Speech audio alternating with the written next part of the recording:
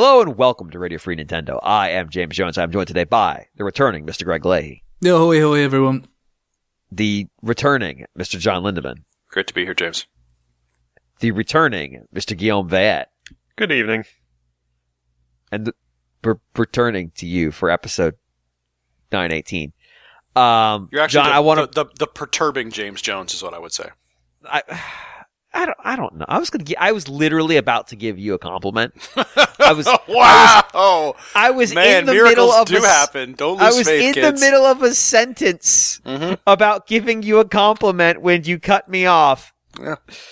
So, fuck that. Okay, this you see, this is the whole thing. The love, it's not, you know, the love is it's fake. never going to be is real. unconditional. It's always going to be conditional. All right. I was going to give you a compliment for your excellent work with the alt text, because I'm not going to ever fucking bother. But it's March 13th, 2025, which makes this the second episode of March. I always call out when it's the last or first of the month, but I never talk about the second episode of a month. So congratulations for giving it up for number 2, which is episode 918, titled To Be Determined. And we're going to start with some very important business. All right. Mike from Chicago writes, Earlier this week, a fan of Xenoblade Chronicles X sent a mass email to dozens of game reviewers instructing them how to review the upcoming definitive edition. I have sent this email to request 2 things from Mr. James Jones. 1, that he read this email in its entirety on the podcast. I want to pause here and say, I have already read the email. It feels like something you would write on a typewriter in like a shack in the woods. 2, that he attempt to mount a defense explaining why he couldn't be the person who sent it. I'm hurt. Beginning. Greetings. Big fan of the portal. I'm sharing some heads up for reviewers on the upcoming release of Xenoblade X Definitive Edition. Hope you don't mind. Remember to update the game. Version 1.0.1 is already out, for instance, and they may well release another one when they make the online mode available. The game is not a spin-off. Never was called such by the developers. Was never a black sheep either. Its critical reception is higher than 2 in Torna, and its user reception is as high as 1 Definitive Edition. Also, careful with strong statements such as it has no connection to the rest of the franchise. That does not match what is said by developers in interviews around the time of 1 Definitive Edition. Instead, you just say, quote, you don't need to play the other games in order to understand this one, end quote. Which can also be said for the entirety of the Blade franchise, and is a more future-proof statement. On the game, please remember to check the options menu. There may be options there to customize the battle UI to make it even more clear. For instance, the soul voice text bubbles. On the visuals, even the original game is quite above all Pokemon games on Switch. Journalists went very soft with the embarrassing state of Pokemon Scarlet/Violet. One would hope that Definitive Edition, which is considerably more impressive in every conceivable way, won't be nitpicked for small, irrelevant things, while most things in Pokemon get a pass. Also, even Zelda Breath of the Wild Tears of the Kingdom use very basic textures, more basic than all 4 Xenoblade games, and the Zeldas also use a lot of fog to hide things, yet those things were not picked up on by most reviewers, so it would come to reason that small nitpicks like some pop-in due to weak Switch hardware won't happen on Definitive Edition reviews. I need to pause for a second because there's no periods in that, and that's where you pause to breathe. Everything from also even to the end of that was 1 sentence. For performance, it is worth to remember that Zelda Breath of the Wild, which was also a Wii U game, and Tears of the Kingdom have several instances of very noticeable frame drops, from Kakariko Village, Deku Tree, launching enemies with 2-handed sword, and going a bit over the top on crafting. If journalists mostly ignored these problems in Zelda, then they won't mind any minor potential rate drops in DE for consistency, right? Certain objects not having collision detection is a design choice. It makes it much more practical to move around in a giant mech without destroying or getting stuck on everything in a game where our goal is to help rebuild humanity, not break things humanity made. Sometimes realism is not the best design. Also, Switch games should be judged only on what the Switch hardware can do, not on what the PC or PS hardware or any hypothetical hardware could do. And since I mentioned Zelda, let's talk about the silent avatar. Not all modern games put voices in the avatar. Journalists are fine with Zelda and Baldur's Gate 3 doing a silent avatar, so it comes to reason that one should be fine with the silent avatar in XDE as well. God, I have to keep going. On story and open world structure, remember that in Zelda Tears of the Kingdom, if you do the Tear of the Dragon side quest early, it basically breaks the story, because then you're forced to watch characters making a bunch of dumb questions or statements regarding Princess Zelda and cannot do anything about it because Link, who's supposed to be you in the world, is not given the option to tell them what he/we already figured out eons ago, and yet many journalists call that game an open world masterpiece. Again, one very long sentence. Tears of the Kingdom story is also full of inconsistencies regarding events of Breath of the Wild, its direct prequel, yet many ignored that. So I very much hope that, for consistency's sake, I will not see some journalists making a big deal of the Avatar in X not having much agency in the main story, or about the story quality. Would be big double standards after all. Furthermore, I don't know how much more I can take of this. You're halfway don't worry. through. There's only 5 more paragraphs. Furthermore, most From Software games that reviewers love to praise to the heavens and back demand the player to search themselves for the story, whether by NPC dialogues, environment, or item descriptions. Otherwise, there's almost no story to be seen. So, you expect that Xenoblade X, also requiring players to engage themselves with the world, NPC side quests, normal and affinity missions specifically, is not a problem at all. On the contrary, it's a great feature, right? That entire fucking paragraph was a sentence. Even the first 4 chapters have a lot of tutorials. One can simply fast skip through them and read them later, or practice in the battle simulator in the barracks. Furthermore, even in the first chapters, the players can still simply get out in the world and fight and explore to their heart's desired. The ratio of gameplay to text cutscene is entirely in the player's hands. Literally a non-issue. Also, the Avatar in X is effectively a point-of-view character, not the main character of the story. That is clearly Elma. And that is fine. There's no hard rule that says that the POV Char also has to be the main character. And if one, for some reason, needs to feel like the main character of the story, simply put Elma as the leader in the menu and play as her. Done. Simple as that. The Avatar has a lot of weight, however, on the side quests, normal and affinity missions, which is also story, regardless of not being mandatory, and are a big part of the experience. They are the best in the franchise, with loads of side quest chains that enrich the world. On the online mode, it serves its purpose well, an efficient way to farm reward tickets, to create better gears, and to feel like you are not exactly alone on Mira. Humanity is working together. Again, that is not a single sentence. Please, my friend, learn the use of the period. It is not the focus, however. The game is never intended to be a Monster Hunter. On X being, quote, too different from other Xenoblade, please be careful with hyperboles. While yes, it is different, it's not that different. We had entire entries in the Zelda series that are less alike between others than that, and most of you don't make a big deal out of it. Not to say then of Final Fantasy, where the games can vary wildly. So again, not a huge deal. Regards. I want y'all to know I have never been tested like I was just now. That was misery.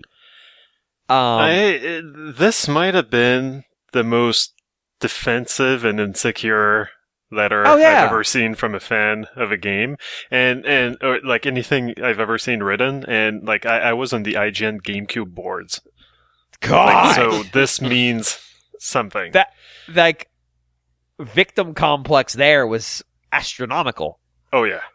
I like the. All right, I have a lot of thoughts, but first I need to handle the question of prove it's not me. First off, like, this is not written like anything I write, just to be clear. Two, I don't agree with all the points that were being made there. Some of them I do. Some of them, like, yeah, people are going to nitpick that, but whatever. Xenoblade X is not a perfect game. Xenoblade X is a deeply flawed game that is beautiful in spite of its flaws. Like, I've never claimed this game to be perfect. Also, if I wrote this email, I'd have been like, look, you're playing the definitive edition. It might have an ending. Those of us who played this 8 years ago had to suffer through a game that had no fucking ending. We got left with that cliffhanger that then got a second cliffhanger. We're mad. We're still mad. It's been a decade. Third, like, I don't make a reference to, like, the god Ninurtra for no good reason, so it's not something I wrote. Because, like, everything I wrote's got weird fucking references in there that are just there to amuse me and make the audience go, why the fuck did he put that there? What is this for? Or Horse Show Pony, which whereas in, like, as the equivalent in this case is just like, I want to talk shit about Zelda and Pokemon. Yeah. I mean, which I don't, until the end there, it felt like it was more about talking shit about other games than it was about sort of advocating for Xenoblade X. Let me talk about fucking From Software for a minute. There's no Horse Show Pony references, which I guess is more of a Dagon. Maybe an Enlil. But, there is a certain just weird defensiveness here that I don't understand. Like, I get it. I do. That this game is, like, look, I agree. This game is special. This game is significant. Yes, I walked right up to the edge by accident, and I'm like, I guess I should just commit. Sure. But the reality of the situation, for it. Thank you. The reality of the situation was this game wasn't significant. Now, that's not to say it doesn't have significance. It's just that it didn't have an impact that people perceived in the moment. Its impact is probably lost on most people. Its impact are the games he mentions here. Your Breath of the Wild and your Tears of the Kingdom. The game itself, did not have much impact in the market. It just didn't. And part of that was on the Wii U. Part of that, Xenoblade was not as the established franchise it is now. Insofar as, it is an established franchise, but compared to some of the other shit on Switch, like, it's nothing. But, like, there is I can absolutely see people being like, man, this was my game. I loved this game, and just nobody talked about it. Or they just talked about how it's weird. Like, we did that. We talked about how this game was weird. We talked a lot about how this game was weird. Go back and listen to our spoiler cast after you play the game. And we'd spend a lot of time on that topic. But it's germane to what the game is. And we say, like, it's not that different from Xenoblade 2 and 3, but it is significantly different from Xenoblade 1, which is the only measuring stick we had at that point. Xenoblade 1 could not do big open areas very much. There is one. It's the area around the waterfall. But even that is just like you're in a ravine. Like, the walls, the area is large, but it's not very wide at its widest points. It's just long and deep. Because the Wii could only have so much real estate on screen at one time. It is a structurally, it's very that game and was a lot of connecting areas. It was more like a Monster Hunter in that respect, in that you'd go from one area to the next and you go through loading screens. There were big-ish open areas, but they weren't the spaces you would see in Xenoblade 2 and 3, like you get to Gormont. And definitely if you went into a town, there was a loading sequence. Whereas X has no loading sequences, at least none that you see. You're just, unless you warp, like you're constantly in the world with, like, the only time you truly leave the world at all is to go to the Manon ship, which you should never do because the music there is just like, that's, by the way, that's actually the most that's the song. Like, that's actually a really good depiction of the song. It sounds like somebody's just fucking playing with the Casio keyboard. It might be my favorite tune in the whole game. It's unhinged, which is appropriate because that's the point. The Manon themselves are just complete fucking nonsense creatures. and also they're weapons dealers. It's a very interesting dichotomy, Manon versus what Manon do. But the problem here, the thing that makes it most not me, is god damn there's a lot of run-on sentences. Holy fuck. My brother, drop the comma, use a period. There is comma abuse taking place in this email that I find horrifying. Also, my general introversion, I'm not going to be able to write an email like this to somebody I don't know.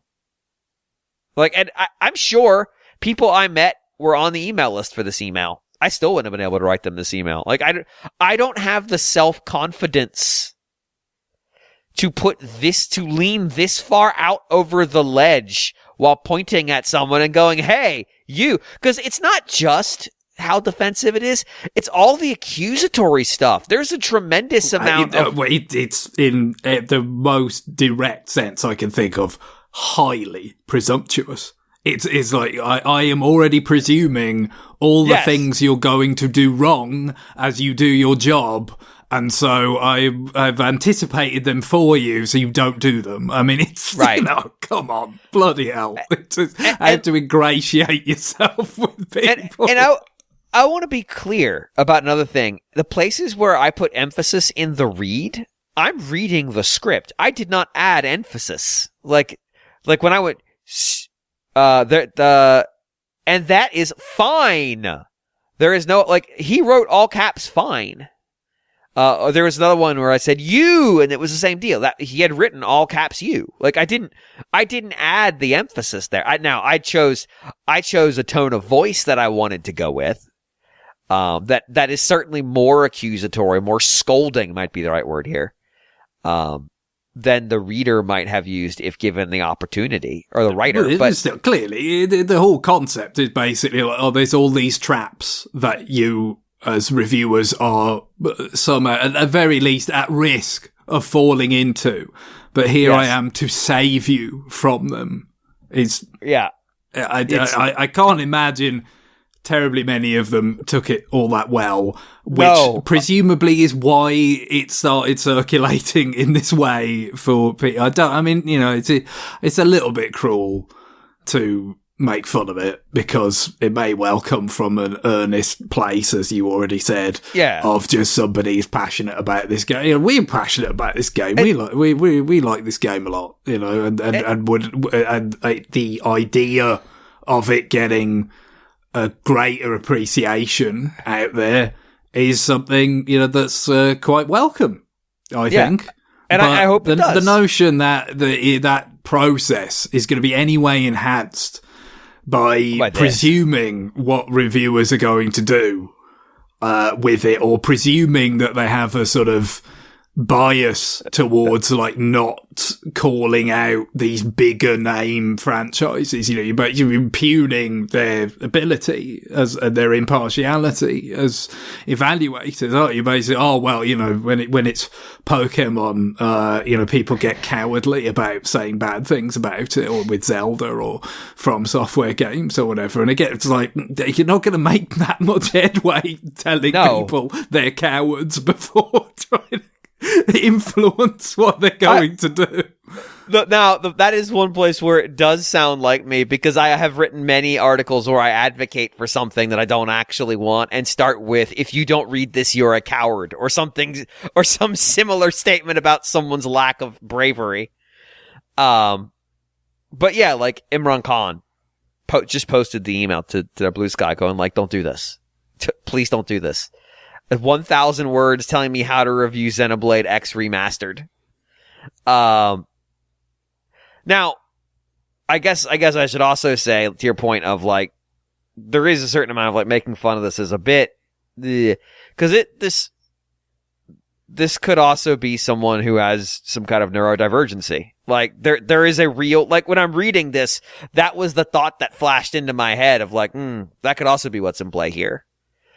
And so, like, you know, trying to be cognizant of that. But at the same time, like, I can't read this email straight-faced. I can't do it. Because it's so much. This email is so much. It is too intense. It's extremely presumptuous.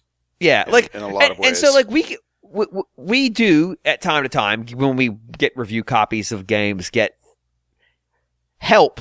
I'm using air quotes from the publisher, or the PR company. Like, they'll give you a guide, yeah.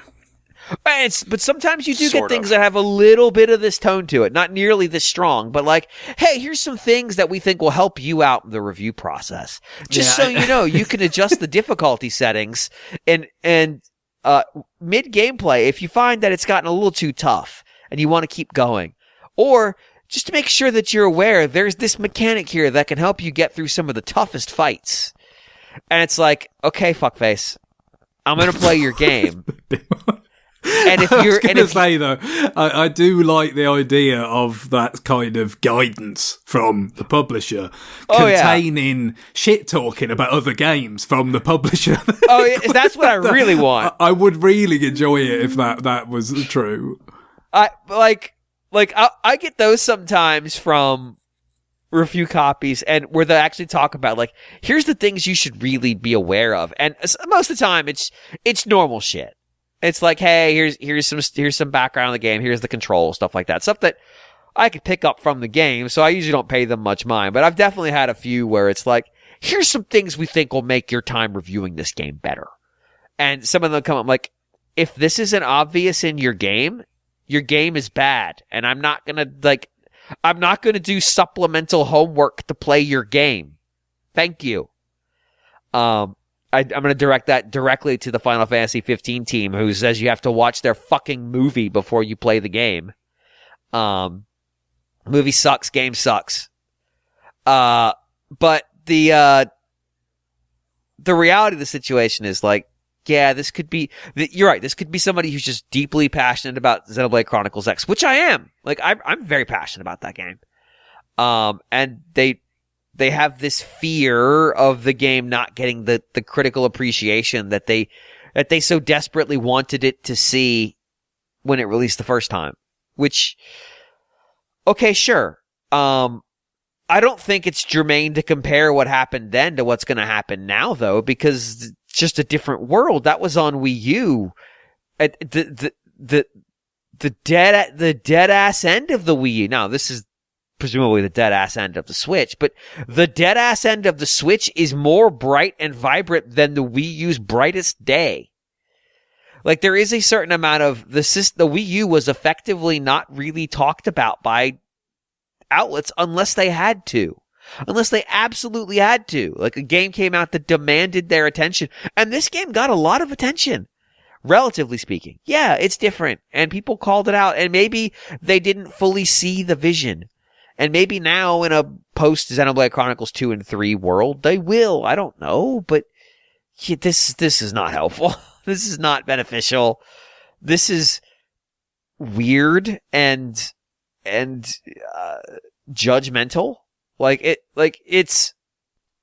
It's hard to on one hand say like, well, we don't want to be too judgmental about this because this could be somebody who legitimately is, has problems, and this is how it manifested, is like, I need to defend my game.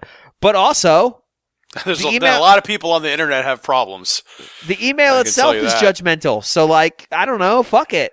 Well, I mean, I feel like I've just been seeing people like this on the internet for 20, 30 years, so. Yeah, but not usually sending it to dozen plus people. Okay, yeah.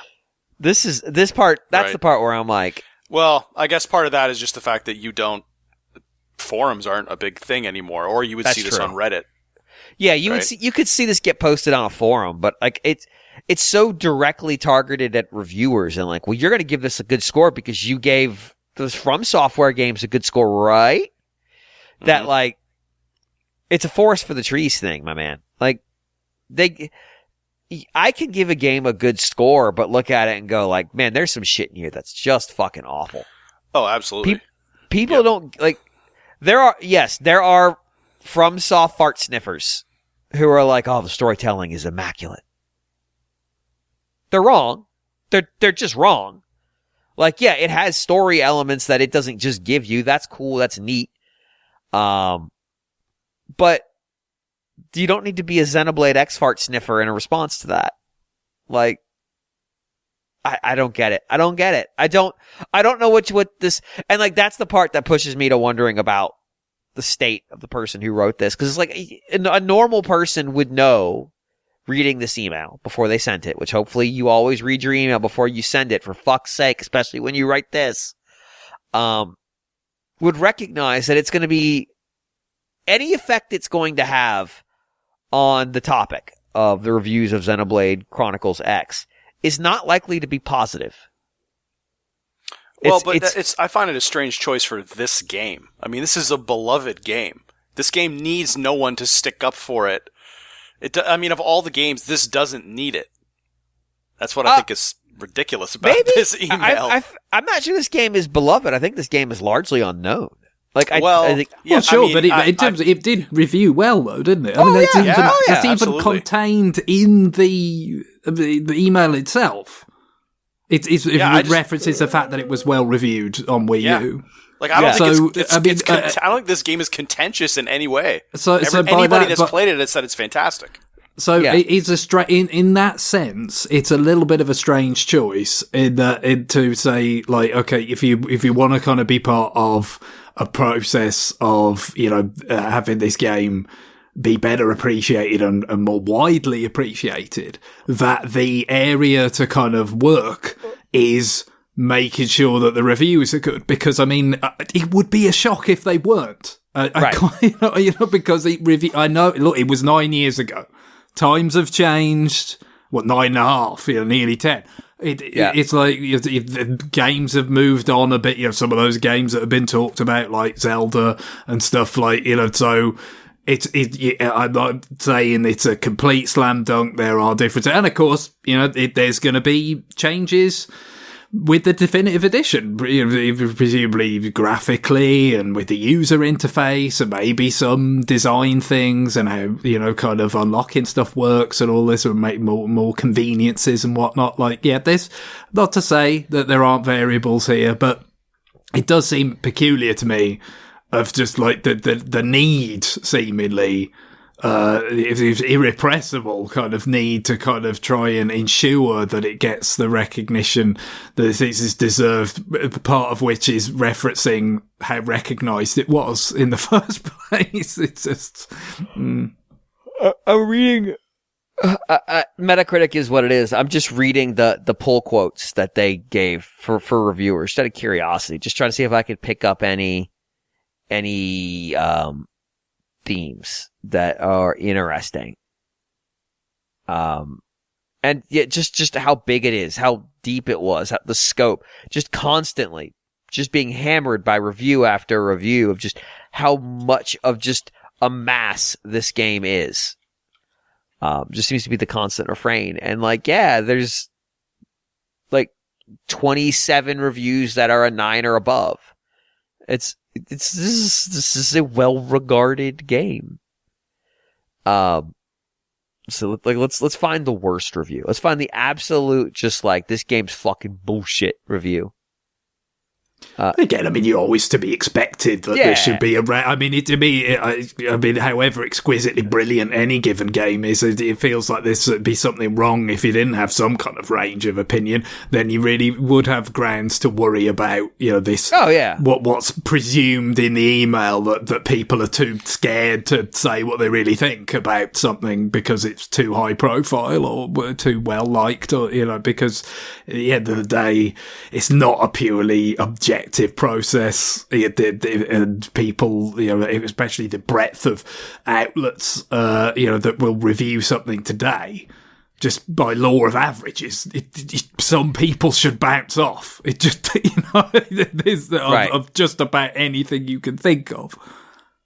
Yeah, there are 3 reviews that are a 6, which I'm kind of stunned by. One is for a site that no longer exists. That gave it a 5. If you're giving this game a 5, your review scores are wild. Yeah, really. One is the Washington Post, and then the other is a 6 that also doesn't exist anymore. It's just the game is ruined by uninteresting characters, slow pacing, and a bothersome gameplay structure, and would benefit from being much smaller. That is the only review that I've seen that's you might have actually missed the point. Like, you might have actually missed the point of what this game is trying to be. But that's one review out of like the 100 I've scanned.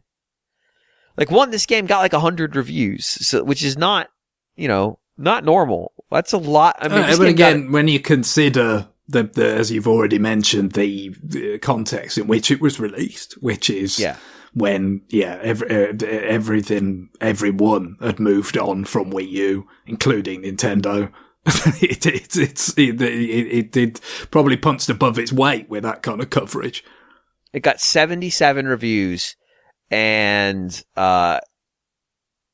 87 reviews, and 77 were marked as positive. 10% were marked as mixed. It's like, it's a pretty fucking positive response. Is it universal? No. Did that one guy who gave it a 5 pull down the average a little bit? Yeah, probably. But also, like, you could just kind of look at it and go, like, what the fuck game did you play? All right, whatever. But also there's a certain amount of, like, I don't know how much reviews matter anymore. That goes with this. That, I don't know how to contextualize that in this conversation, but, like, you want to see this game do well? Like, are there people, like, streamers you watch and stuff? Maybe you could suggest it there, or go find people who are streaming it when it is out and be like, and engage with that. But don't be this person in the chat. Don't be this person. Don't be this person. Don't go in there and be like, I'm going to tell you why this game is great, why you should be having a good time. You know what helps me have a good time? When someone tells me how I should be having a good time. That does. Yeah. Well, it's also just like, but essentially the presumption that's at work here is like, if you criticize this game for something that, and it's a sort of straw man thing, there's just like, well, other people, not necessarily you, like, forgive Dark Souls or whatever else, well, then it's like intellectually dishonest or invalid. Too much. Like, well, maybe if that person had also reviewed Tears of the Kingdom, they would have criticized something similar, or it's just, or maybe like in the context of a different game, that thing that's bothersome in one game is not that bothersome in the other. Like, exactly. It's not how it works. Yeah, exactly. Everything is a unique situation in terms of how things come together. Sometimes, you can kind of look past something, or it's not a big deal, and other times it's more disruptive because of the unique kind of alchemy of elements that, especially these big complicated games, that what they represent is so you just you can't. It's like thinking of reviewers as this big monolith. There's some sort of hive mind or something. It's just people doing their best to critically evaluate a game on a deadline. Especially in the end, they have to use their own judgment, and it has to be based on their own experience. They cannot burden them with the notion that it has to be intellectually consistent with everything that's been written about somewhat similar experiences for the past decade. I mean, it's absurd. Like 87 outlets reviewed this game that is at least 70 hours to get through. Like, the time commitment spent on this game was already immense. Like, it's cool. It's cool. You don't, like, let people experience the game, and, you could certainly post your opinion about their reviews. You don't have to be mean about it. You don't have to be rude. You can write your own thing. You can put your own voice out there. Let it be heard. This was not an easy email to read. This was a lot. And it was around the midway point where I started wondering, like, should I even be reading this? Cause like, ugh. But I think. No, I'm not that comfortable with it either. Cause you don't know the circumstances under which it was written as well. I think the value here is more like, just don't, I don't think anybody who listens to our show is going to do this. Like, I feel like if you listen to our show and you put up with us, this isn't in your playbook. But, there are much less extreme versions of this that are still this, that people could do. I could do. You could do. We all could do it, and not necessarily deliberately. So there is a certain amount of like, maybe I'll be a little reflective coming out of this. Maybe I'll be nice to John. Oh no, John interrupted me trying to be nice to him. Well, fuck him then. Wow. John, I'm gonna write you a 12-paragraph email about how I'm trying to be nice introing the show. Oh, wow. Is that sort of like the 12 paragraphs I have to write to describe your ridiculous images it was like 4 sentences, please. Yeah, sure. Yeah, well, don't worry. I know you're going to work it up to 12 paragraphs. You're not out here writing the Epic of Gilgamesh every time I give you one of these things. No, it occurred to me as I wrote the alt text for that TSI image last week that this would soon become an exercise of like where's Waldo proportions, where you would just keep putting more and more elements into the image for the strict purpose of forcing me to describe them in text. So I realize that there's certainly an end game at play here. Probably not an end, but an end game. So you say this, but what if I told you it literally started with this image? The do not feed the wildlife sign was just there to see if you'd mention it. Yeah, I'm saying, also the 1,000-foot high mountain climber as well, not to scale at all. No, not to scale. That's just because I'm lazy. No, I mean, this is. I was really hoping you would notice it was from the Price is Right game, though. I was really hoping that'd get in there. I didn't. I haven't watched The Price is Right in a long time. That's what that shows you. The Alpine. I was gonna put one of those Alpine horns in there, but I couldn't figure out how to fit it in. I just wanted to really drive home the point that this is Switzerland. We have sent him to Switzerland to run the company. It's fine. Mm-hmm. He's gonna do great. At one point, there were like bars in front of the door, so you were looking through like a window on the door, but it was barred, so he couldn't get out. It's like, don't let the CEO escape. But I realized between the bars, you just couldn't see enough of the details I had put in it. So I put the welcome in banner instead. So it was like, he hasn't shown up yet, so we haven't locked him in here yet. Like there's a narrative to go with it. You're making me a better artist, is what you're doing. It's an exercise, and we're gonna make this chain letter writer a better artist. Don't write manifestos. Just don't. If you think you're writing a manifesto, stop. Ask yourself, am I writing a manifesto? If the answer is yes, stop writing. It doesn't go well. I promise you, no one has ever written a manifesto, looked around when they're done and gone, yeah, I did a good job. And then other people agreed with them. Now, many of them have said, yeah, I did a good job. But, however, everyone else disagreed with that statement. The one manifesto I do want to read, John, do you remember the whole Connor Stallions thing at Michigan? Yeah. The guy who was spying. Yep. For those of you who don't know, he was involved in spying on the signs for teams that the University of Michigan's football team was going to play. He went so far as to disguise himself as an assistant coach for another school that was playing a team that Michigan was going to play so he could steal their signs in a game earlier in the season. He apparently wrote a manifesto called Returning Michigan to Greatness that has not come out, that I so desperately want to come out because apparently it's like 200 pages long. Wow. I want it so bad. I want to read it so bad. Because also this man at one point was doing Wildcat vacuum repairs on like his porch. So his porch had like 25 vacuum cleaners on it. Like, I need to see this manifesto. I need to read it. I don't need to read yours. You're not that colorful a character. There is not video of you in the uniform of another school for whom you are not in the employ, standing on the sidelines hoping you don't get noticed so you can steal signs. You have never engaged in actual espionage. If you have, I am now infinitely more interested in your manifesto. Emails. Well, where can you send your manifesto? Well, if you're Connor Stallions, you can send it to RFN at NintendoWorldReport.com. That's RFN at NintendoWorldReport.com. If you are not, I would prefer you maybe lay off the manifestos and focus on questions, comments, thoughts, prompts, ideas, games. I don't know why I always do a voice for games, but I do. Stuff that's a little bit less ominous, threatening, worrying.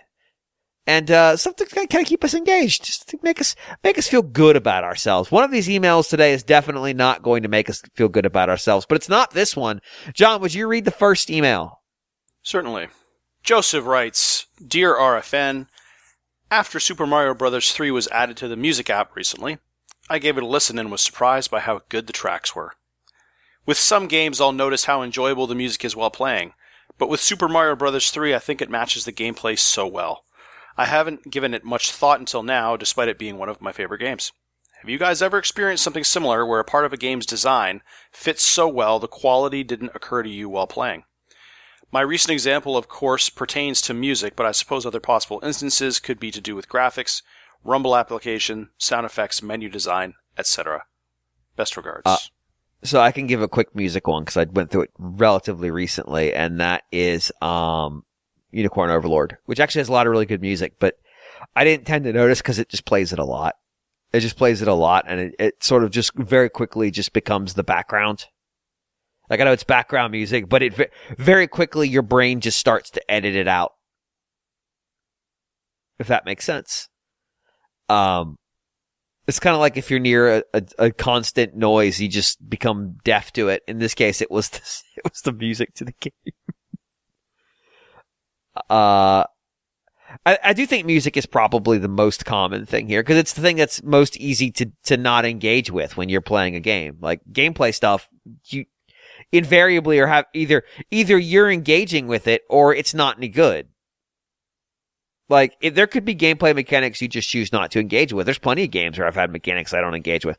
I then wouldn't come back and notice, oh, that was really good, because obviously I didn't think it was, or I would have engaged with it. I don't know. Do you have something besides music? I'm struggling to think of something that would be. Yeah, I mean, sound design, could be a bit of an extension of music. Sometimes, some of what's good about sound design might be how well it goes together with the music. So it might even be a case where, the soundtrack is a bit more like showy, in a sense of, oh, well, that's just very impressive music and all that. But then how the sound design of a game actually kind of dovetails with it might be easier to kind of pass you by, and therefore, you kind of don't think of that as being sort of outstanding necessarily in the same way until maybe you take a little step back from it. But yeah, that's the thing. There's different ways that these things can work, I guess. For instance, I suppose there's a bit of a dichotomy between, sort of like earlier Zelda games and like your kind of Breath of the Wild, Tears of the Kingdom, in terms of it tends to be a bit more sort of ambient with the music and the sound design together. And so I think you might hear people say, the soundtrack's not as memorable, perhaps, in certain aspects in those games as they are, in some of the earlier titles. But, equally, I think they're doing their job very well a lot of the time. Some of those kind of little things, how kind of spare it is at times, because the environment is quite, desolate, because of the narrative, can kind of explain that. And also the technical limitations of the Wii U in particular when the Breath of the Wild was first created. But then those little wrinkles where it's like, okay, and then, for instance, like when you're kind of on your horse and the piano starts coming in and it's just layering things in. And again, if you're not necessarily paying the most like attention to that because you're thinking about what you're trying to find on the map or where you go, what you're accomplishing, it might even get past you. But, probably if you play the game for many, many hours, which a lot of people did, eventually you probably notice like, yeah, the way that they're kind of augmenting things and giving you that sense of that it's matching your actions or something about the environment that, if something's picking up pace or, there's some little sense of momentum, but it's, still kind of quiet and reserved. Like there's a lot of very, very well judged things about that. I think that, not that it's some like obscure example at all, but it's kind of illustrative of the different ways, whereas, you can think of other Zelda games as being a bit more sort of obvious, I guess you could say, very more bombastic or whatever. But I mean, it's always been a bit of a process. You think of, like Ocarina of Time, like its dungeon themes were relatively kind of ambient, less kind of melodic than, some of the stuff in preceding Zelda games. Because again, I think presumably the thought was you could be kind of stuck in this place for a while. If you kind of have the music be overbearing, it might get irritating and stuff. So you go for a more, kind of reserved approach, something that can fade, as you kind of mentioned with that Unicorn Overlord example, where your brain just kind of adjusts, so it's like, yeah, that's there, that's in the background, that doesn't need my attention. Let's just kind of put that to one side and let it work on, the puzzles and all the stuff that you're actually, trying to go with there.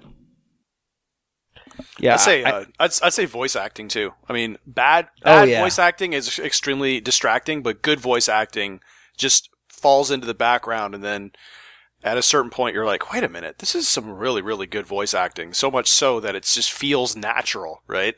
So, I think of games like not that I'm a huge proponent of this game, but like The Last of Us, for example, the voice acting is so natural that you don't even think about it.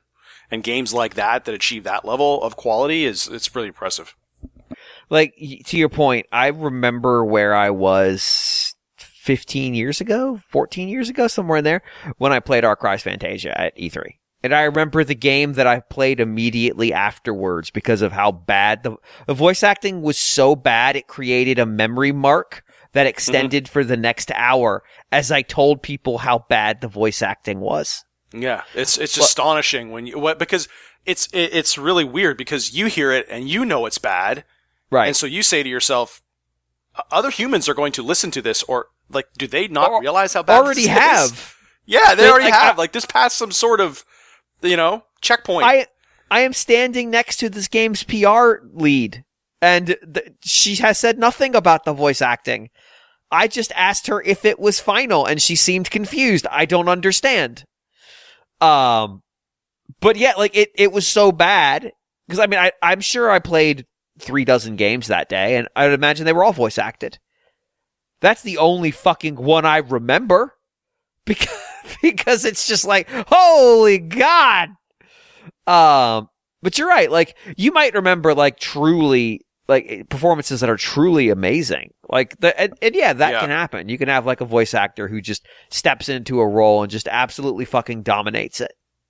Yeah. This applies to TV as well, or movies. Yeah, or like, I remember during the PS2 era too, where you had these games where the voice acting in itself, like, I think, I would say like Lunar Silver Star Story is one of them. Oh my God.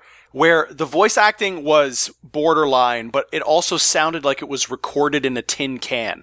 Or it sounded it sounded like somebody was really, really close to the microphone at all times. Yes, I would like to tell you about the Silver Star Story. Yeah, no, you're right. And it was almost overly clear, like really strange. It's just this really strange tinny sound. Yeah, really weird stuff like that. But the fact that I'm still recalling that years and decades later, it sticks in your mind.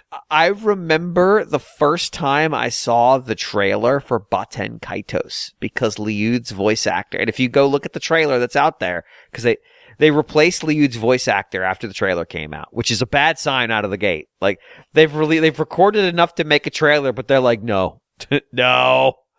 I know the exact line he says: to act against the Empire, it's unthinkable. And he says it so badly, so fucking badly. I can remember you saying that on previous episodes, so it's like, it's terrible. And like, he's animated in a really bad way to go to it. And like, every other character in that's also not very good. Like, but they're not very good. Liud is so bad, I remember it. I haven't seen that trailer in 8 years. I think somebody else, No Dead Weight, at one point, but I can't even remember the name of the character who's screaming it. I remember Liud. I will always remember. Liud's like one of only 2 characters who I remember their name. The other one's Soggy. He's the main fucking character. That's it. That's the whole game. Those are my memories of that game. So yeah, like when they re-released it without the voice, but Baten Kaitos Origins, to give you an example, that one had really, really well done, small cast, like the interactions felt authentic, and yeah, it stuck with me, which is why I was like, all right, they're not gonna they're gonna give, when they released them, they released them in Japanese, and it's like, all right, for Baten Kaitos, I understand. For Origins, what the fuck are you doing? My guess is there was content that was in the localization that they're not comfortable with anymore, and they didn't want to have them come in to re-record those lines. And they just said, well, we'll solve it by having it be Japanese. Then we can say the text says whatever we want, because you can't understand it. But yeah, that one I remember. It stuck with me. You should go watch the Arc Rise Fantasia voice acting. It's fucking amazing. It's truly something else. I actually think writing, like the actual dialogue writing, the quality of character conversations can fall into this too. Like games that have pretty good dialogue, I can totally see just not really, it not sticking with you, but games that have like really fucked up dialogue where the interactions don't make any sense, those will stick with you. Oh yeah, that's the. I'm sure there are games where you could say, there would be something that reviewers would call attention. Oh, the writing is excellent, because it's very witty or something like that. But a lot of the time, there's a big value in just like it being,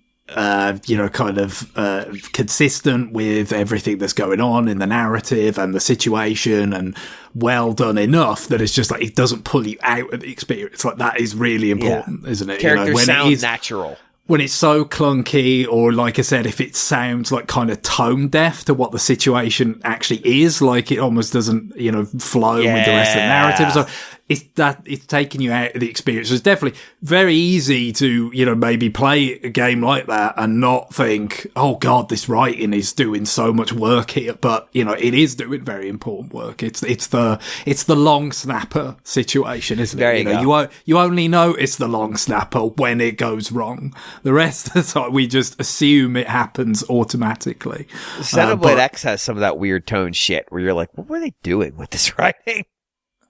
But I with the sound effects, I could think of one because of a very sort of like you wouldn't think, again, you may not think like sound effects are doing a huge amount of the work. I guess there's. You can think of movies, where like sound effects are a big part. Like the original Star Wars, right, would be a lot less of film if the lightsabers didn't sound cool, the TIE fighters didn't sound cool, like the Death Star noises when it blows up. Yeah, all that stuff, like, it's important. But when we watching it, like, especially at the first time, it's probably not going to scream out to you, that it's like, oh God, like, wouldn't it be so much poorer with lesser sound effects? But I think that the unique experience of, I imported Smash Brothers on N64 from Japan and played it for, lots of time before I knew anybody that had a, European copy. And when I did eventually play, like, some of the European version, you notice that the sound effects were different, for whatever reason. They did, like, the N64 one had more kind of, like, with smash attacks and stuff, it was more of like a smacking sound, whereas, like, with the PAL version, or I think it was true of the American version as well. It was like all like bowling pin, like the more explicitly cartoony noises. And I guess a lot of this is just, it sounds wrong because I had time to get used to it the way it was. But to me, it's just like, no, it was way better before. It felt more like I was absolutely, just sending someone a mile off with a huge slap. Whereas the bowling pin noise, it just didn't, you know what I mean? It didn't feel as satisfying to do a smash attack anymore. And that's, it kind of is, by its absence, it's showing you, the work that, those sound effects were doing in the first place. So I think, I know some of them, like I think maybe the lightsaber of type, the beam sword, where they have to call it in Smash Brothers, like they made it sound less like Star Wars. Presumably just to be safe, like for the American release, I think. That's understandable enough. Why some of the others had to change, I really don't know. But yeah, there you go. I'm not sure if if it fits completely the question, but Yeah, I've been playing the Final Fantasy games one after the other. I'm kind of seeing the evolution of the storytelling skills of of Square, and it's really interesting. And I remember I've talked about this before years ago, but there's this bit in Chrono Trigger, a game that I've played through dozens of times, and the last time that I replayed it really struck me how when Robo gets beat up at some point, and like the other two characters on your party, just like you see it on the world map, like with the tiny characters, like they pull him out of whatever dome you were in, and then like it fades out and fades in again, and now like you're in the middle, you're halfway like to your destination. It fades out, it fades in, and like they're pulling him inside, the safe base, and I was like, oh yeah, at some point I knew the name of this editing technique. Now I can't remember, I can't look it up, but I thought like, wow, okay, so like these guys, like they looked at movies or they studied film, and like they decided like, let's try one of these, let's put that in our game. And it's such a simple effect, but it really worked. And it's not something that you necessarily notice, right? And like they could have done something else and it probably would have worked just fine, but they try something, it really works, and you don't notice it because it's done so well. And then like this is the kind of stuff that you really miss when it's missing, and like good editing especially. Like, and my go-to example of bad editing, I always go back to GTA 4, which I really I don't know, like I really didn't like, but the cutscenes were insufferable to me because they all started and ended the same way, with like a good like 2-3 seconds of someone walking into a room where everyone is silent and nothing is happening, and then they start striking up conversation, and some dialogue happens. It's mise-en-scène, Guillaume. We have to establish the scene. Come on. But like I need to know where every person is. Never walking into a room where someone's already talking, or never like starting a scene differently. It's always just like some guy just kind of staggers in or whatever, like, kind of a, how do you call that? Anyway, like an entrance that's very like, they're criminals, or they're always just, swinging their weight on one foot and another, like they're, not swagger, but like, whatever, like they're being cool, they're being, swagger's a good word for that. I guess, but more like, look at how, fuck me. I've got it on the tip of my tongue. At some point, that's like a Futurama joke. We get it. You're being cool. Anyway, it will come back to me, like when you're editing this. Yeah, exactly. We get it. You're casual or something, but yeah, like, so it's always like it sucks. It sucks so much, and eventually, like, I think that's what got me to just stop paying attention to the story completely, and eventually just stop playing because I wasn't enjoying it in the first place all that much. Anyway, but yeah, I guess good editing is something that you don't always notice it because it's done so well, and might take you a few times and like see like some more comparisons before you realize like, oh, okay, so this is going on and it's really cool. Well, like it sounds like kind of just variety as well, is that you kind of underestimate, the need to have like some kind of variety about how you stage things in order for it to feel somewhat organic. But if you can't kind of overcook it because at some point it gets in the way of the storytelling then. So yeah, that it's striking those balance, especially when it's, the kind of content where it can be much, much more sprawling than a feature film or, a single episode of television. Then it must be, so much work. I actually mentioned it at the time, but I kind of forgot about it until I was reminded of it later. But Greg, you kind of brought it back to my memory talking about Star Wars sounds. I talked about this with what was the name of that TIE Fighter pilot game that came out a couple years ago that had VR on PS4? Squadrons? Yeah, Star Wars Squadrons. If you're playing it in VR, when the pilots were after their missions, they just kind of hung around in the hangar and just sort of talked. And they talked kind of casually in a way that you never see Imperials talk in Star Wars content. They're always very proper in talking about the planet. Like, you know, they were sanguine about what they were doing. Like, yeah, we're killing a bunch of people, but those people are responsible for X, Y, and Z and that stuff. But as they're talking and they're debating each other and having very human conversations, you could just look around the inside of a hangar of a Death Star, not on a carefully composed shot for a movie, on a soundstage that was choreographed to make sure that you couldn't see the soundstage just slightly above, but like you could look up and see the ceiling and see how tall it was. You could see TIE fighters being moved around. You could see a shuttle coming in or leaving, and the place just looking like a real space, a massive real space, like an unimaginably big real space. And just that moment of making a thing that is very, unreal, feel real in that moment and feel like it's a living, breathing place. It has this kind of like really powerful moment of awe, but then you could very quickly just sort of lose track of it in your head. Like it's no longer a thing after the first time you've seen it. And for me, I talked about it on the show because I had just seen it the first time. And then I just kind of forgot about it and finished the game. And I was reminded of it when I rode Rise of the Resistance at Disneyland because it does the same thing. You're inside of a Star Destroyer hangar. And the scale's actually smaller than it is, but it's all optical illusions, but it looks massive.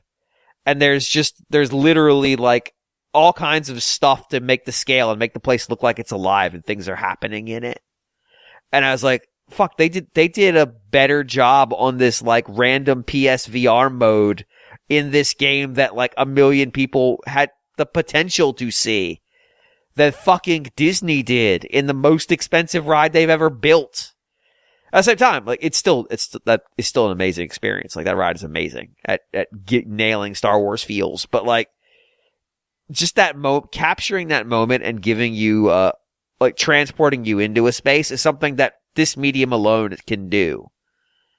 But it's very quick for you to just kind of like forget it and just get back into the mechanics of playing the game and lose that moment, if that makes sense. And maybe that's something that VR in particular could do, which is a shame because everybody's pulled out. So thumbs up to that, I guess. By the way, the word I was looking for was nonchalant. There you go. The future on the quote was Zoidberg. Yeah. Zoidberg going like, "We get it. You're nonchalant. Quit rubbing our noses in it." Nice. Ironically, there we go. At least a partially French word, Guillaume. I'd expect. I know. More. I knew. Nonchalant. I guess is how the French would say it. Yeah, we say it all the time. It's like I don't know why I didn't think of it. Of course. It's how you say hello. I guess it's you ask how's the weather, and the answer is nonchalant. Nonchalant. Weather is. Oh my god! What a stupid thought. All right, let's do the related email. John, you read the first one, right? I did. Guillaume, would you read the next one? Nonchalant.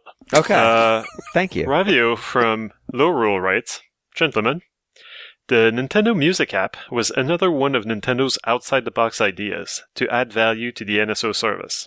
I initially scoffed at the idea, considering how limited the music selection seemed at first, compared to their immense game library and music catalog they have at their disposal. I put the app on shuffle, let the music flow, and now I see the light. The list of games and songs are actually fantastic. I started a favorites list, and it continues to grow with each new game soundtrack released. The recent addition of the Golden Sun soundtrack made me realize they have a really good idea with these random drops to keep people checking out the app. Have you gents listened to the app or even started your own favorites list? If so, what are some other games with amazing soundtracks you would like to see added to the catalog? Personally, I would like to see Xenoblade Chronicles 1 or 3 specifically added, especially with Xenoblade Chronicles X coming out later this month. Luigi's Mansion would be great to see added around Halloween to get the spooky season started. Keep up the amazing work, including you, John, and I'll talk to you soon." Wow. Your friend and confidant. Yeah, I'm not sure why he singled you out there. Well, we'll see. We'll see how amazing his work is next time I try to James probably compliment has some him. opinions, I'm sure, there. Well, I tried. I tried to give you a compliment, and you're just like, no, I refuse it. I refuse your praise. And then I'm gonna be like, oh, James never says anything nice about me. No, I'll never say that. Okay. Believe me. In that way? No. No. That's always so mean to me. I don't understand. Yeah. No. So I did listen to the app, but I guess like I don't have that much to say about it. Like I put it on when I have nothing else that I really feel like listening to, but I do need to be listening to something while I'm working. Yeah. So yeah, it's kind of like a last resort thing. And I've been surprised by what my ears were telling me, like, well, this is not bad at all, actually. Like, you can work to this, and it's quite pleasant. And I feel like stuff like Nintendogs kind of stood out at some point to me.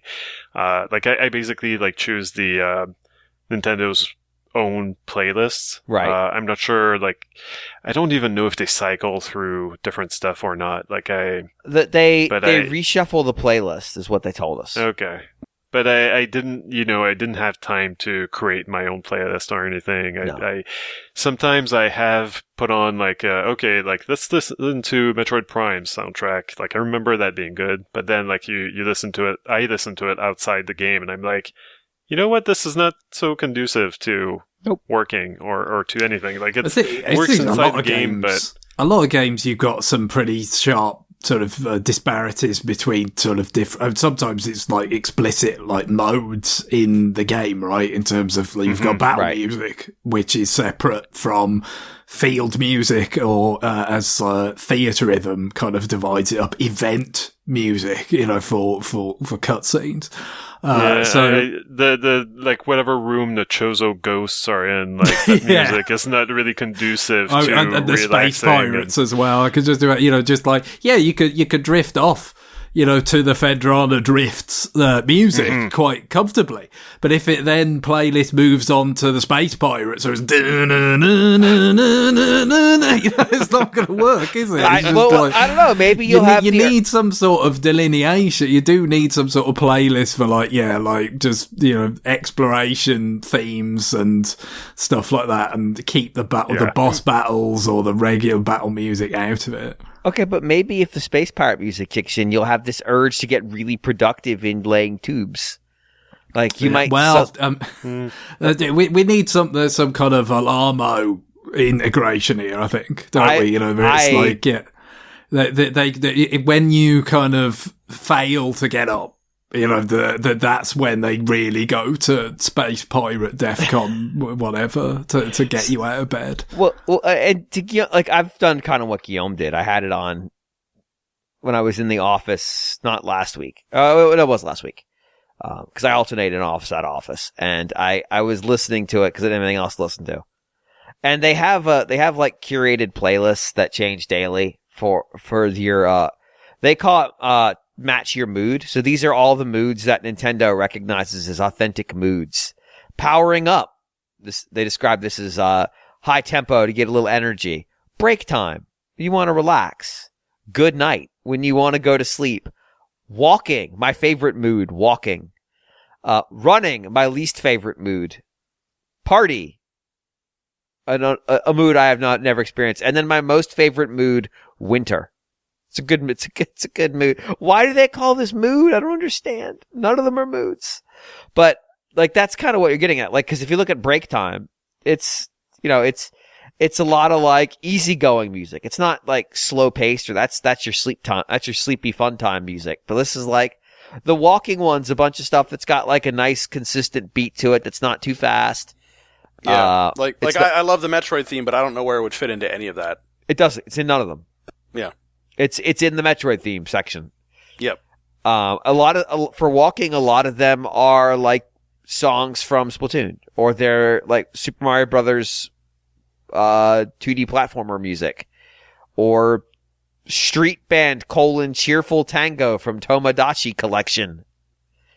It's field themes from RPGs, stuff like that. And walking from Nintendogs appropriately enough. Whereas Good Night, it's like the Weather Channel nighttime theme. Global forecast. 1 moment please loading for the news channel. Well, the thing is, if and when you get Xenoblade soundtracks on it, I mean, all the field themes have a night variant. They do. So, I mean, that playlist could swell immensely at that point. Yeah.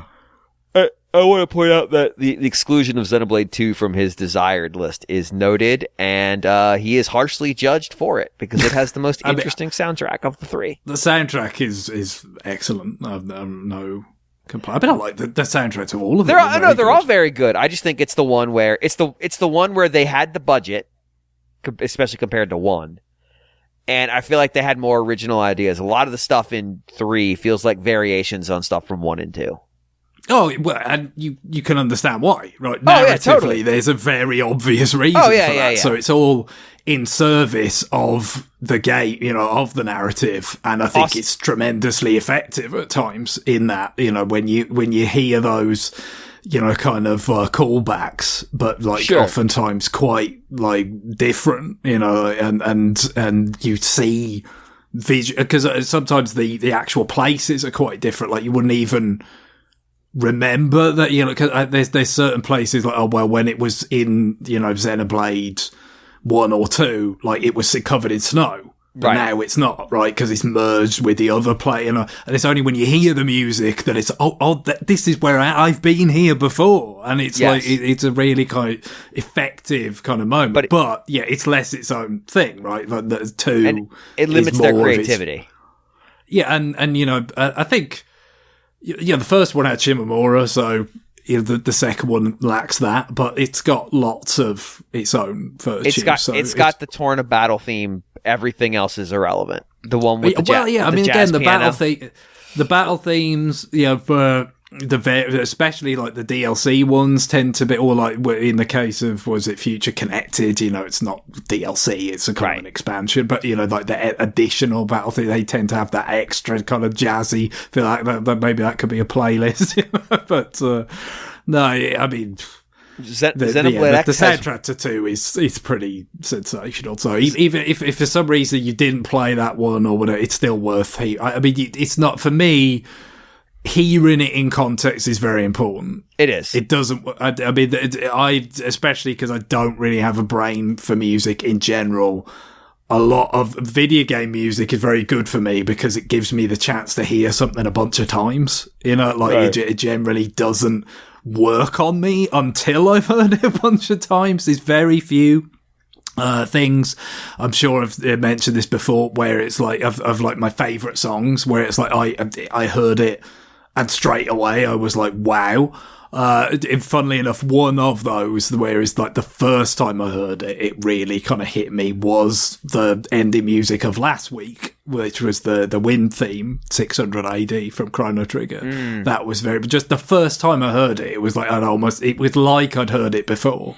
It hit me that much. It was this is incredible. I had heard so much about how wonderful the music was for Chrono Trigger, and I'd played Secret of Mana, so I was kind of prepared. I was like, well, these Square people, they know what they're doing.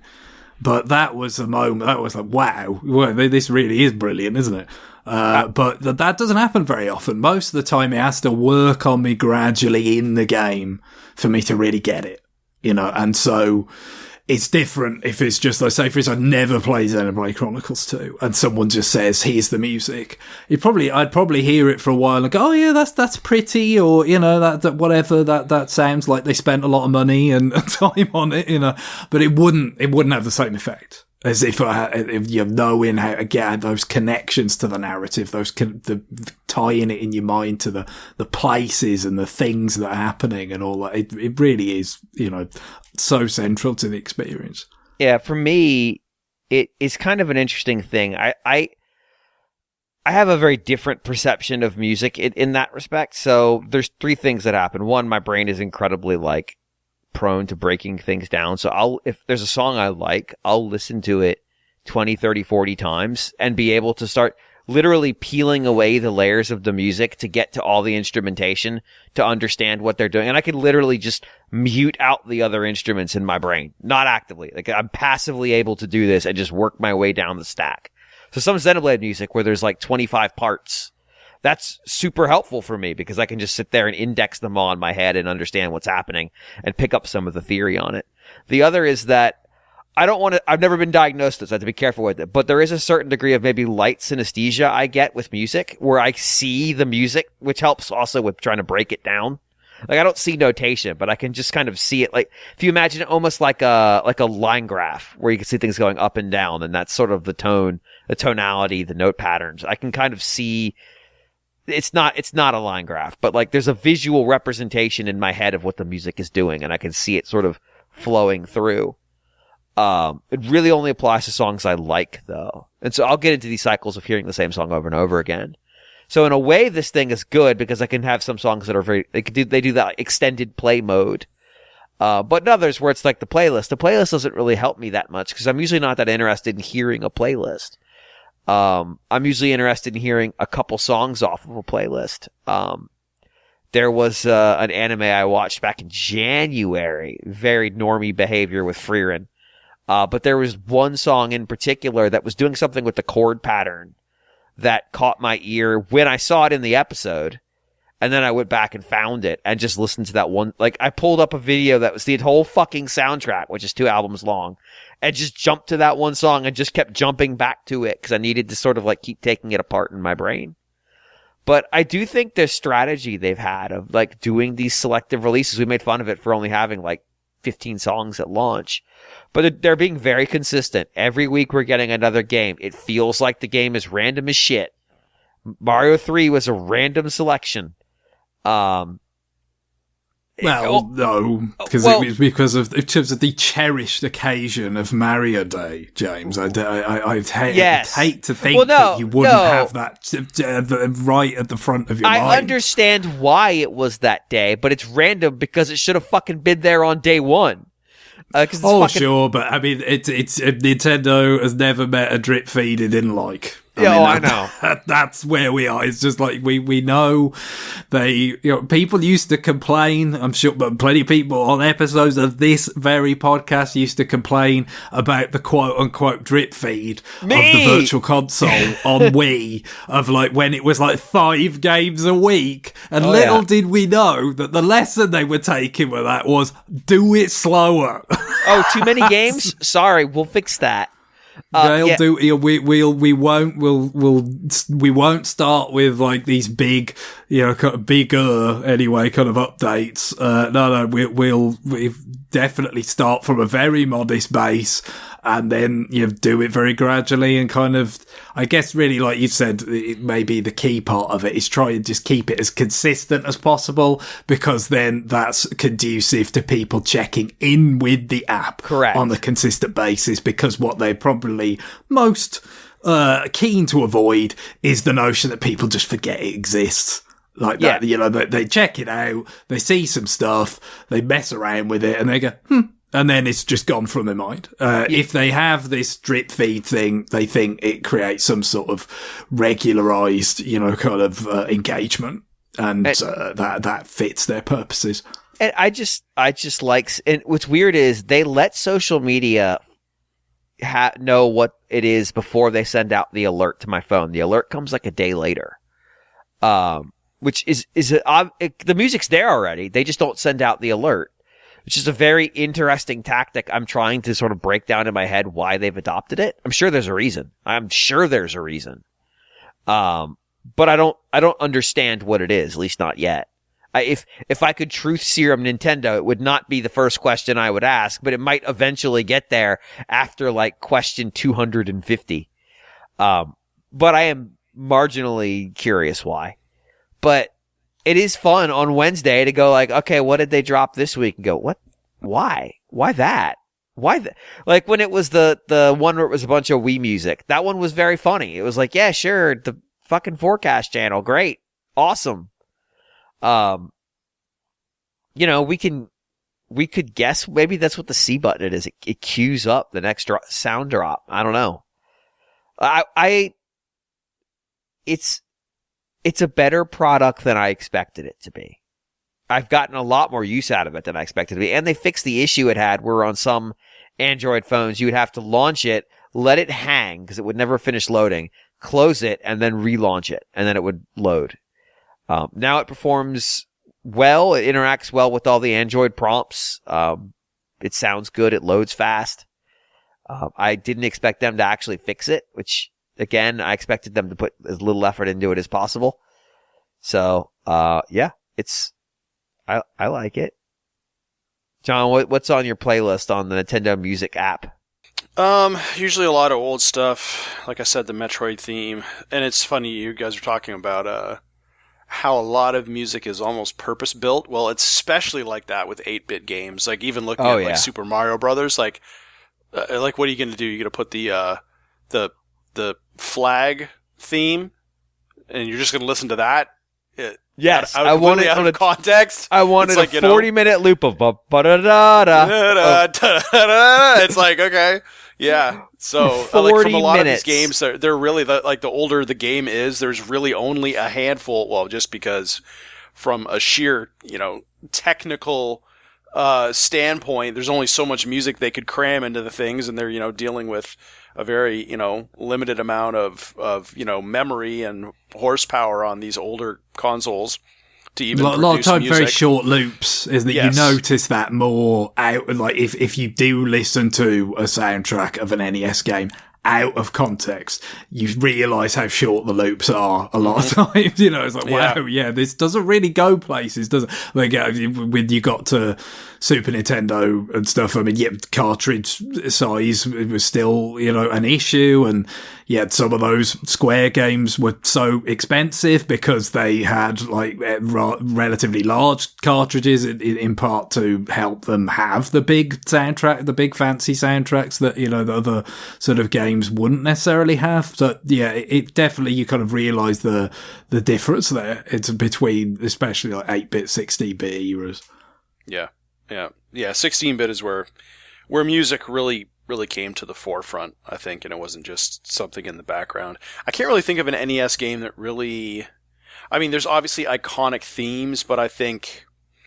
I find it hard to think of a game that really put music at the forefront. Maybe some of the later RPGs. You got that kind of strain of, like, the people, from, like... over here and Europe and stuff that were like demo scene people on like Commodore 64 or, on microcomputers, and then would do like crazy soundtracks for like kind of dubious licensed games. So that would probably be the case where some NES music, I mean, Silver Surfer's a famous example, right? Like that's not a particularly well-loved game as far as I know, but the soundtrack is just insane for an NES game, apparently. So like you might have some outliers like that, but and the early some of the early RPGs, the early Final Fantasies or something, they certainly kind of pushed it as hard as they could, and then you had the games that had special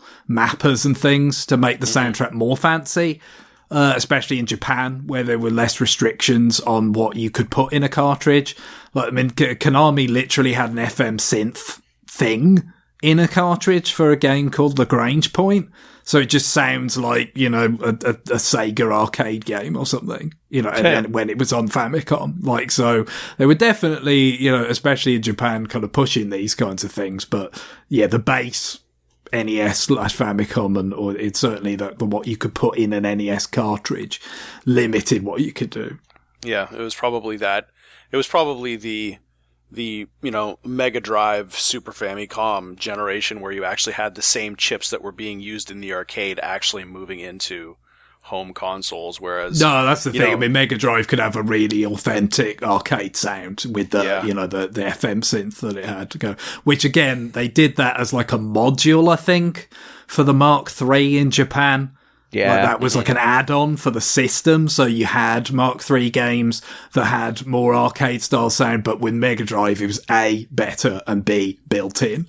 But then meanwhile, the Sony chip in the Super Famicom is like, well, we could do sample style, the samples, and, therefore you've got the kind of built-in sample library where a lot of early Super NES games do sound kind of similar, but you could do custom ones. And that's where, the Square stuff comes in with the bigger cartridges building their own kind of very relatively rich sounding kind of soundtracks based on these particular samples that they were putting in, which is why, when you get to the later sort of the mid 90s, the later part of the Super Nintendo era, stuff like Final Fantasy VI and Chrono Trigger, well, they sound so good, and they do sound quite a lot better than the early games did. Oh, yeah. Yeah. Meanwhile, in the mid 80s around the NES, when the NES really came onto the scene, that was really the best music was in arcade games because they could have completely bespoke hardware. Oh yeah. Or they could just literally have Red Book audio because they would have there were arcade games that literally had, or like in the 80s, late 80s, a CD player baked into the hardware. Yep. To belt out music. I mean, fucking Dragon's Lair. The whole game was just streaming off a disc, right? Yeah, so. It had like a big video disc in it. I don't think it was technically Laserdisc. I think it was a related format. Yeah. But yeah, like you could just get away with so much more in arcade games. There was I can't remember what the game was now. There was a game in the early 80s, Japanese game, that had a cassette player in it, and it literally because I only know this because like the cassettes have been leaked out and you can just get them, and it's just the music from the game, and which you think like, well, how would you do that? Because that's a digital format, but it's got analog seek because it's got, you have to spin to it, and the answer is it's complicated. Are you thinking of Psycho Soldier? No, Psycho Soldier had a cassette you could get through the mail, but it wasn't actually in the game. Okay. They made a single, which I know we've used it as end music. I want to use it as get as end music. It's so fucking good. It's so fucking 80s. But yeah, I can't remember what the game was called. But yeah, it literally had like a cassette in it. It's wild. And it wasn't like a compact cassette. It was like an audio tapes. So I shouldn't say cassette. But still, like all kinds of wild shit that you could get away with in an arcade. I still do think Nintendo could give us 2 albums a week. Here's how I would do it if I was running the thing, because Nintendo cares what I think. I sent them a 17-paragraph email saying as such. Paragraphs 1 through 6 deal with Horse Show Pony, though, so it's kind of unrelated. I would say Tuesday, do a drop of a new system. So this could be a Switch game. I would say Switch or Wii U, no older. And then Friday, going into the weekend, do a drop of an older game. Or, like, Friday could be your weird day. Friday could be an older game or something fucked up, like, here's the music from the Weather Channel on the Wii. Like, this is where we put the strange stuff. And, like, 2 times a week. You might say, like, well, how much is that different than 1 time a week? And the answer is, it's 100% different. Because it's 2 instead of 1. Or a more practical point, though, like, it creates a cadence. People talk about it. Like, 2 to 3 times a week. I guess that must be how they decide this, right? They feel like, okay, if we go too often, because they got the material to do it, to be fair. When you're talking about soundtracks, and you could split it up quite a lot. Like, yeah, I mean, they've got the material, presumably, to do, these drops for a very long time, even at a higher frequency.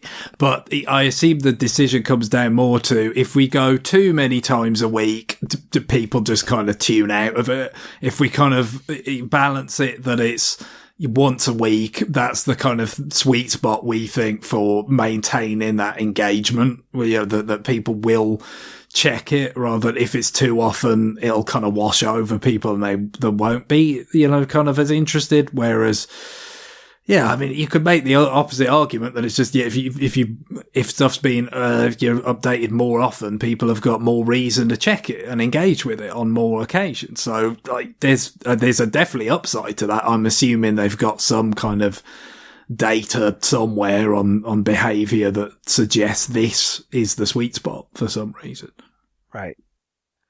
I just personally feel like I would be more engaged with the cadence if it was happening twice a week. Like I feel like you could see the upside to it, but there must be some kind of methodology underpinning it. I'm sure they have some kind of market research that says 2 is the number or 1 is the number. I'm thinking more from how my brain, like I kind of forget on Wednesday. I'm not looking forward to it. Like I see the posts coming. Oh, that's right. That was today. I feel like if it was like Tuesday, Friday, every week, I would just know that would be frequently enough that my brain would engrave that memory. And I go, oh, it's Tuesday. What'd they post this week? Because I think that's what they want. I think they want to get us trained to the point where it's like, oh, today, rather than responding to seeing people talk about it, you proactively open it and look. Yeah, like maintaining that engagement with the app and where it's not contingent on other people kind of prodding you to do it. You just reflexively kind of do it as a matter of routine. And I said at the start where I was like, I'm still trying to unpack their tactic of not sending you the push notification when the music is available, but sending it a day later. And I'm wondering if that's because they're trying to foster that, like, almost like they wrap up games on the Switch online service in GIFs and you have to open them up to find out what they are. Like, oh, I wonder what they put in there today. Maybe they're trying to cause that. And then the push notice the day later is like, okay, people who didn't actively open the app to look, let's let them know what's come out as well. Because maybe in that case, it's the actual specific thing of it might be something they're more interested in, and then that kind of drives them to check it. Because maybe having people who enjoy the surprise of opening it on a given day keeps them more engaged. For other people, you just prod them into engagement because it's not like they're making money on this thing. It's part of a package of things they're offering you to try to keep your subscription service. They have, I mean, we talked about it for a very long time where, they would whack YouTube uploads or whatever of soundtracks a lot and all that, and there's but they're not monetizing it themselves, presumably they will at some point, and they have, but it's a quite oblique kind of way of doing it, but they are finally doing it. Well, that's the thing. If I could throw on my Paul marketing cap for a moment, I would say this is about brand engagement, right?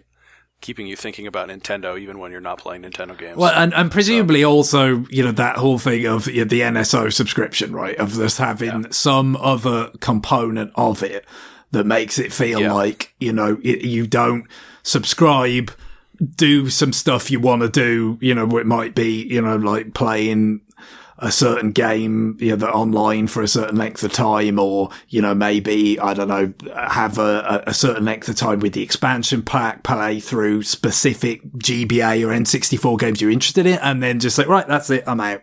Yeah. They want to have as many sort of like concurrent things that continually have some new aspect to them that makes it harder for people to pull the trigger on, I don't need this month or this year or whatever. All right, we're going to take a break. When we come back, we're going to do a little bit of new business, like a little bit like Nintendo of Europe style.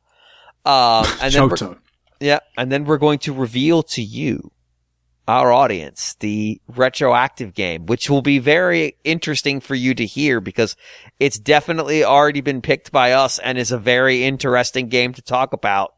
I promise. And we're definitely not about to go off the air so we can decide it ourselves. Stay tuned for that thing that we have definitely already decided.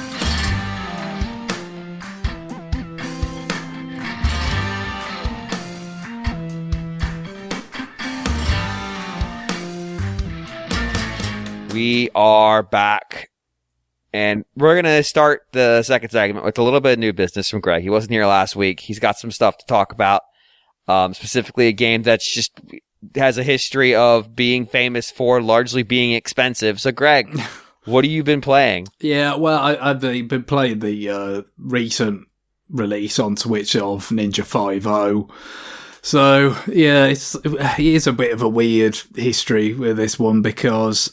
I mean, it was brought home to me again, just actually booting up this version.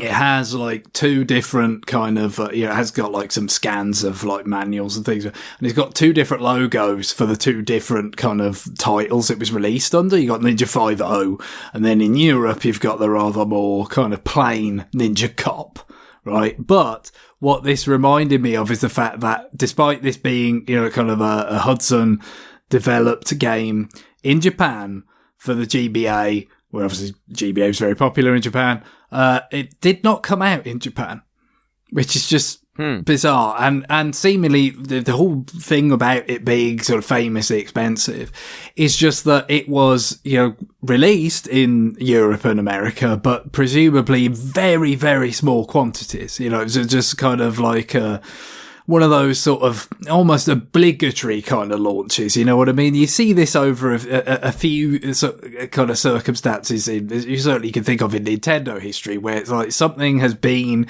in development and it's kind of like they're kind of washing their hands of it, but it's like, well, we'll launch it in, small quantities in one region or something. You think about the way the 64DD, did come out eventually. It did not in any way fulfill the ambitions they had for it at one time, where it was gonna have Ocarina of Time on it. It was, got all this stuff. And there's like, we're just gonna release it in Japan. And, there were, quite a lot of, bits of software for it and things. It wasn't that limited, but just like, kind of, so I don't know whether you're going to say some kind of fall in praise of a sunk cost fallacy or what, it's just like that we feel some sense of obligation to release this, but we don't actually want to risk very much money on it. So somehow Ninja 5.0 came out in very small quantities, and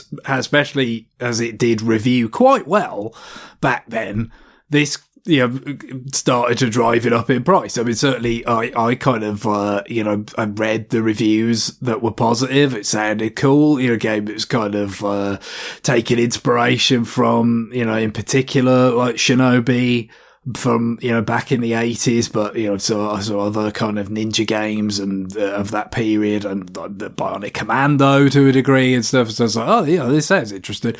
But then by the time I was like, oh, maybe I'll consider buying it, like, you couldn't. It was, like for anything reasonable, a genuine copy. So yeah, it developed this kind of reputation, I guess, of just being this game you couldn't find officially and whatnot. And so I guess that probably made it somewhat kind of a, otherwise it's simply based on how many people actually played it and liked it. This is not a kind of obvious candidate for a re-release, a standalone re-release, on Switch, something you could just purchase by itself rather than like being on NSO or something. But, I think probably it was a limited run, that, have kind of, partnered up with Konami, because they own Hudson, to kind of put this re-release out. I would have thought that reputation is what would have, been the impetus for them putting this out, because they have some interesting criteria for re-releasing things like plumbers don't wear ties, for instance. Oh. So, again, what's that? But it's the infamy, right? That is literally why that is being re-released. It's not because people played it, certainly not because people liked it. It's because it's infamous for being risible. And in this case, it's sort of infamous for being unavailable. So I guess it's a little bit similar, but with the added bonus of the game being like playable and stuff. And it's funny, actually, I was reading, I must have read it back then, absolutely. But I was reading again. Mike Sklens, co-founder of this very podcast, reviewed it for Nintendo World Report back then and gave it a 9. Meanwhile, Zach reviewed the re-release just recently and gave it a 7.5. So, it held up relatively well, I think, if you look at it on that scale. But, it's just, playing it after all this time, it's pretty much what I expected in terms of, it's a very kind of, exacting kind of game, if you know what I mean. Like, because that was another thing that was a little bit kind of notorious about the games, that it was difficult. And I guess that's, in keeping with what a lot of people will associate with like the kind of ninja game boom of, the 80s and early 90s or whatever, not just Shinobi, which I think this probably draws the most from. But, obviously like Ninja Gaiden, right? Just completely infamous for its difficulty and stuff. With this, I think it's mostly pretty fair. It's just very kind of like exacting. It's expecting you to be kind of precise. And for me, that generally means being quite slow.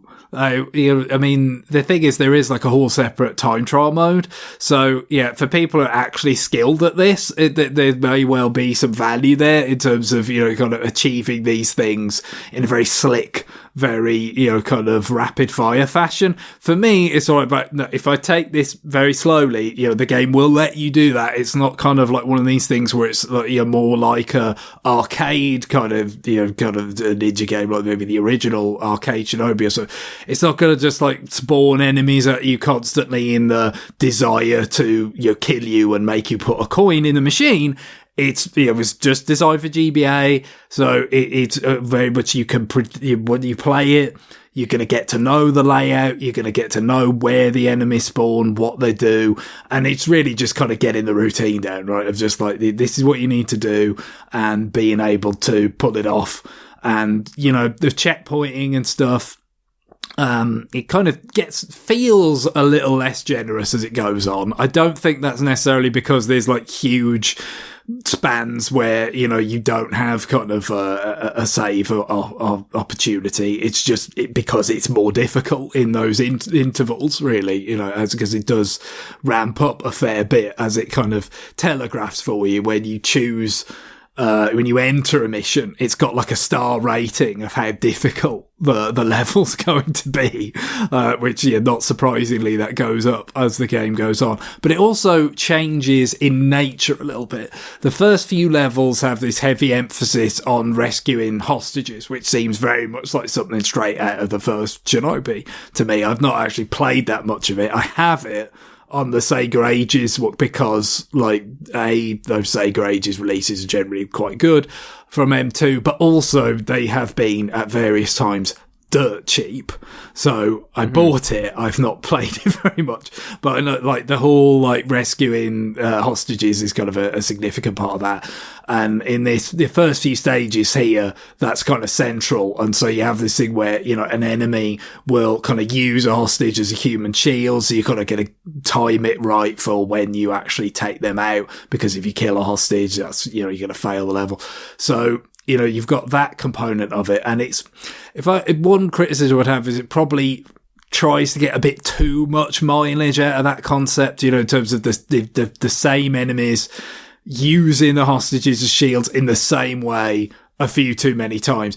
To its credit, as the game goes on, they vary up the format of the levels a bit. So it's like, okay, now the hostages are just like kind of switched for prisoners who are in like cages. You don't need to worry about them being used as human shields anymore. You just got to find them and release them. And then at the very end, it's just a pure obstacle course. It's just, you've got these very confined areas. You've got laser beams and spikes, all these hazards, flamethrowers, and you've just got to demonstrate that you've mastered the game's kind of locomotion to the point where you can traverse all these things and not die.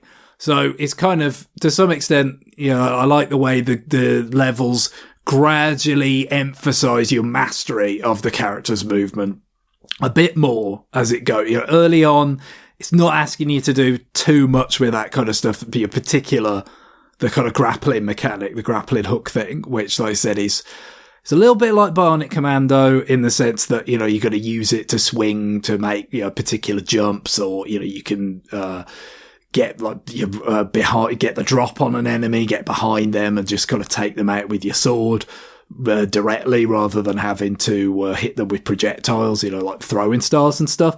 But like, don't necessarily have to too much early on. And so it gives you time to kind of learn it. And then by the end, it's like, okay, have you actually learned this? And, you have to, you have to be, and even someone like me who's never really felt like I got to a point of mastering them, I could, that process of kind of bringing you along slowly, you feel like you've got enough to get through those last few stages and finish the game. So I think that's pretty, said something about how well they kind of manage the difficulty curve there over, something that really, especially when if you were better at it than I was and you weren't failing it so much, it's not a very long game, right? There's only a few levels. They break down into kind of sub levels that are essentially like your checkpoints, bosses at the end, but it's not a huge game by any means, but it feels like it kind of develops a bit as it goes on, has a certain amount of variety, if not a huge amount,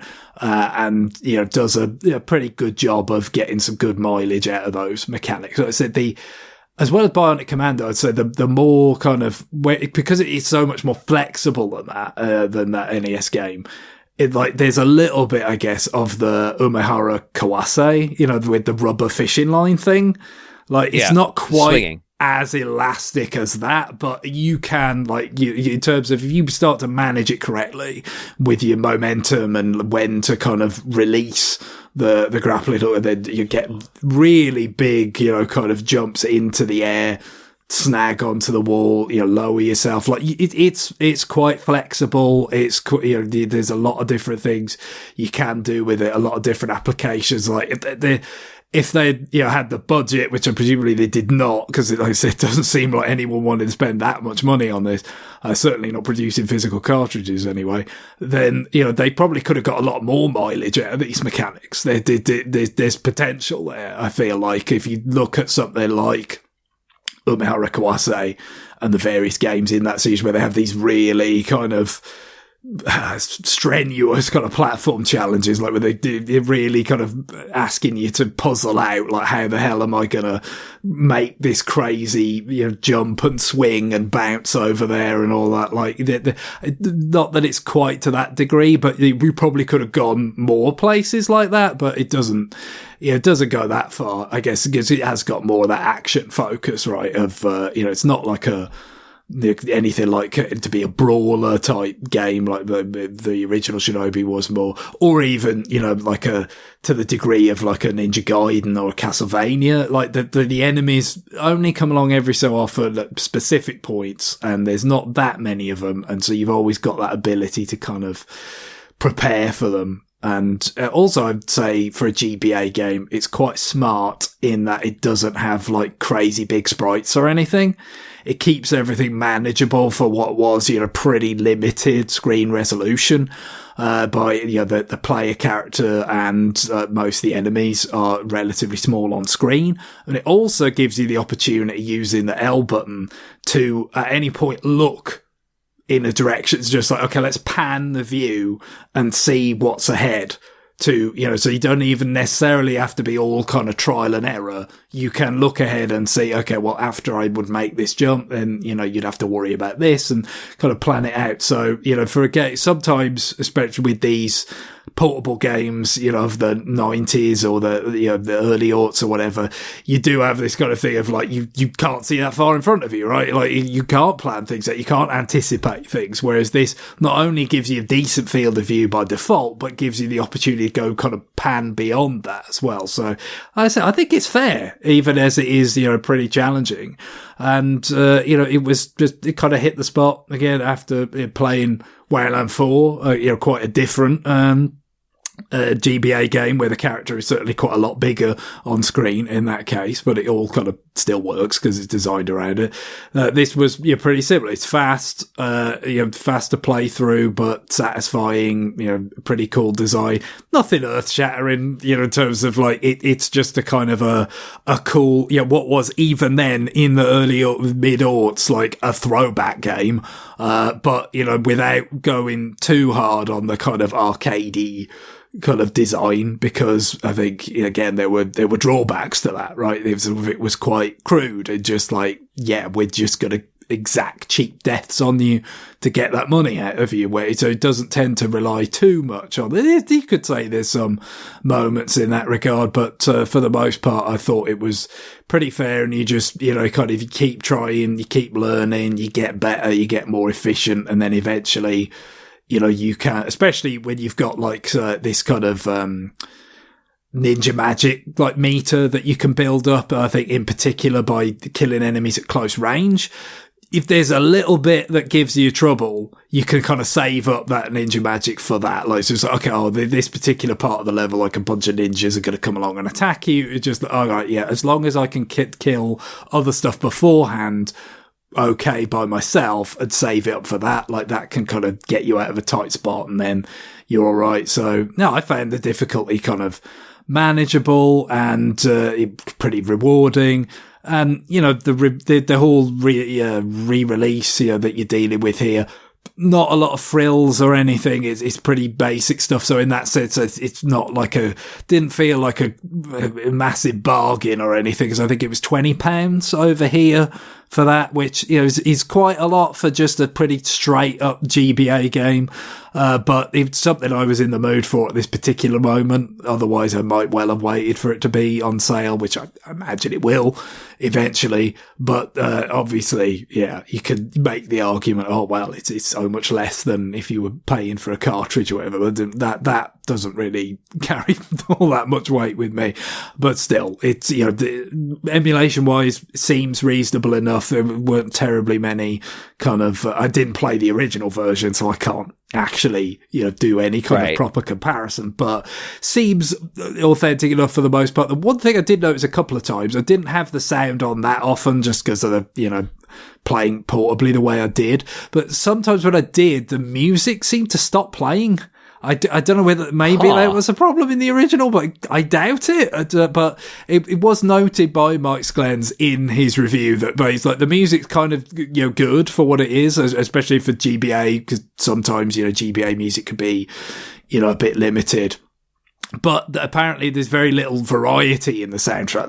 There's a lot of use of the same songs all the time. So not really, it wasn't really a big deal for me, but I don't know if that's something that was, you know, just a bit of some kind of error there, but it seemed to play fine. So yeah, if this is something you've been interested in for a while, like, I don't know whether you desperately need to, you know, rush to buy it straight away. It could certainly be something to look at on discount at the future, but you know, these kinds of games that have that kind of, you know, little bit of that, you know, for me, it kind of harkens back to playing, you know, Super Ghouls and Ghosts as a kid, you know, where you've got to be disciplined, you've got to, you know, kind of get better, you've got to stick with it. Not that it's probably as, you know, that's probably got more bullshit in it, to be fair. But and also very particular kind of movement mechanics as well. It's got that kind of appeal and that kind of satisfaction to it. So, you know, if that's the kind of thing that might interest you, I think this could be worth exploring at some point. Cool. All right. So the rest of us are going to kind of take a pass on new business this week, just for the interest of time. And we don't really have anything that's like direly pressing. We talk about it. I'm playing another Super Mega Baseball. It feels just like the last one. But it was $4. So like at some point, whatever, it's $4. I paid more for a beer. So we're going to reveal our next retroactive game now. We definitely didn't just settle it before we started the second segment. I don't know why you would think that. You should stop listening to the voices in your head. And,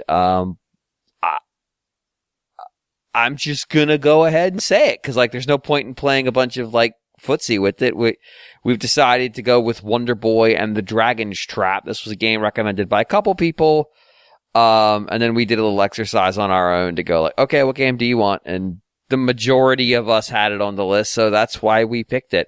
I don't have any kind of like great insight to offer what we're gonna get out of the retroactive on this one, but we're gonna get in there and we're gonna play it and we're gonna talk about it. Probably in about 2 weeks, 3 weeks. No finite date set yet. There are 2 more episodes in March. It won't be the one on the 28th. I don't think that's enough time. So let's say tentative. And 27. You know what's coming after that one, though, don't you? I know it's Xenoblade. No, after that. Oh, what? It's a little thing on April the 2nd that we might end up devoting a whole episode to. Whatever. Shit, you're right. Boring. Which was the thing we were trying to get it out before then. The C button is for curse, as in Dragon's Curse. A button to just launch this very game that we're about to play. I thought it was Dragon's Trap. Trap. Oh, there is a curse involved, though. There is a Dragon's Curse. The Turbo PC. So this game, Wonder Boy 3, The Dragon's Trap, known as Monster World 2 in Japan, also released as a TurboGrafx 16 PC Engine game under the name Dragon's Curse. So there you go. You can't spell Dragon's Trap without the letter C. Don't test that theory. Sure. But that's our retroactive game. We'll do it. I don't know, because we're probably going to record our reaction to the thing on the second and release it. So we're definitely not going to do a retroactive that way. Yeah, that's just going to be the expedited release, essentially. Yeah, get it out. And dedicated to the whole topic, no doubt. Yeah. So okay, let's shoot for the week after that. Because it's just not enough time for us to do it and have it out in 2 weeks. Like that would be ideal, but I'm just being realistic. People will hear this, Monday, Tuesday, and then we're basically saying like, have your comments in the next 6 days, 7 days. It's just not realistic. So, yeah, we'll shoot for after Switch 2 miss. I guess I can ask if y'all have your C buttons. Mine is C for change of plans. When you've been distracted by the game, you're playing too much on Switch 2 that you've missed an important appointment, or you're about to, or you just want to so you don't have to give up playing the game. You press the C button and change of plans kicks in. It's on a third tier of the Nintendo expansion pack. This is the expansion pack DX. This time it is just PAK. And it engages a third-party service to call the person you were supposed to be meeting with and feed them a lie of their own creation that will get you out of the social commitment that you are either missing now, about to miss, or have in the past already missed. This is a get-out-of-jail-free card. Will that voice sometimes call someone and tell them you died?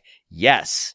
But when you show up alive, they'll feel so relieved they won't be burned at all by the fact that you skipped their very important day. Change of plans. It's an excellent button for people who just want to spend a little bit more time and money on their Switch 2. Business solutions here from James Jones. Nobody's going to go after a button that tells people that you died in a car wreck so they don't feel bad that you skipped dinner. Jeez, I can't imagine how I took all the air out of the room with that comment. Fair enough. All right. Gents, what do you want to do from here? Do you want to just call the show? Yeah, it's a little bit late. Okay. All right. So this is a weird, unbalanced episode of RFN with an hour and a half first segment and like a 20-minute second segment, but we'll just loop the music twice to get it to 30 minutes. So what you're saying is that we're normally regular and balanced? Yeah, we're a high fiber program. I don't know. The thing is, I don't know if we've ever had a very strict 2-hour show with a 1-hour segment and a 1-hour segment. I don't know if that's exactly, probably not. So, but we've in the past we were. It used to be more common. Yeah, it was balanced-ish. It was balanced-ish. Right. About 8 years ago. Mm-hmm. Yeah. All right. About the time I took over. I get it. Just saying. I'm the problem. We knew that going in. Self-indulgent, James. You know it. All right, listen here, you son of a bitch. There it is. I'm not going to take that from you. All right, so emails, send them, rfn at nintendoworldreport.com. You can also put your comments for Wonder Boy and the Dragon's Trap. There'll be a thread in the Discord. There you go. We're going to do that in a few weeks after I can't figure out how to say Switch 2 mass in a way that works. Switch Toaster. There we go. Yeah. See, and it's close. It's topical. Well done, sir. So when the Switch Toaster comes along and we can get going on that. I mean, if Microsoft were making it, there would be one as well. But... Oh my god. I mean, that's true. Well, remember, your Xbox fridge is not an Xbox. Nor is it a fridge, actually. You're right. It's not. It's called an electrical a hydro something cooler. Thermoelectric, isn't it? Thermoelectric cooler. Yeah. Thermoelectric. It sounds made up, man. It doesn't even sound real. It kind of is. All right, so it's not a fridge. It's not an Xbox. It's not a Switch 2. It's profligacy made matter. Hey. We have an email we didn't get to today, but it might be the death of the Xbox fridge. So it's not all bad. I gotta get you on the Xbox 360 Mega Bloks kit. I can't believe Microsoft signed the deal with fucking Mega Bloks and not Lego. What the fuck? But that will wrap us up this week. So again, emails, send them. Emails, we did some. Retroactive, start playing. Dragon Trap. Or Curse in some regions. I don't know. Wonder Boy, go play. The version on the Switch, which, yes. is why we're doing it, because it came out in 2017. That's just Wonder Boy, the Dragon's Trap from Lizard Cube, right? So yes. Yeah, it's functionally the same game because you can literally kind of switch the new graphics with the old graphics, the Master System graphics, but, that's the version to play. Yep. All right. Well, on that, Greg, music. Well, a few days after this episode goes out on the 20th, it will be Xenoblade Chronicles X Definitive Edition Day. Holy shit. We've got another... So I said it when it was announced. We got a few different requests in. We used one back then. That was for Melancholia, which, I think Voodoo, who, had last week's email about the ranking the consoles by consensus. Which we did not do. No, you didn't. I was, I was so, fearful that you would have accomplished that great feat without me. I was the relief when you didn't. Just washed over. We just said, "Fuck it, I don't care." But Voodoo felt the need to point out that the Melancholia is apparently indistinguishable from Linkin Park. I think that was the general effect of nice. the message there. But we have a different one that was a different request this time from Caesar, who emailed in back then, about requesting Uncontrollable. So this is the kind of... I don't think this would be terribly obvious, just because that issue of hearing something out of context versus in context again. I don't think it'd be terribly obvious out of context that this music is for, if I'm not mistaken, when you fight the kind of unique monsters, right? The named the badass tyrants is what they say, in X, what they call. So it's kind of a duet. I mean, it's not. It's weird. It's a weird song. It doesn't exactly fit the mold of the other Xenoblade games where, you kind of have this, you have the regular battle music and then you have the, oh shit, kind of, unique battle monster kind of, feel. But, it's evidently something that they're pushing because not only, I think Caesar mentioned in the sort of reaction email that they used it in a trailer when they revealed the definitive edition for Xenoblade Chronicles X, but also just this very day. Yes, 20 hours ago. Yeah, the European channels and I think other channels had a sort of 2-minute clip from this as, a teaser for the game's release in a few days. So clearly, this is kind of one of the anthems of the game. But it's just kind of interesting, thinking back on it that's actually how it was used, wasn't it? When you was fighting the thing that was probably just going to completely wreck you the first time you ran into it. Yes. Maybe the next 20 times you run into it. Yeah, quite possibly. I just want to point out, we talk about the music in this game as complete fucking nonsense. All right.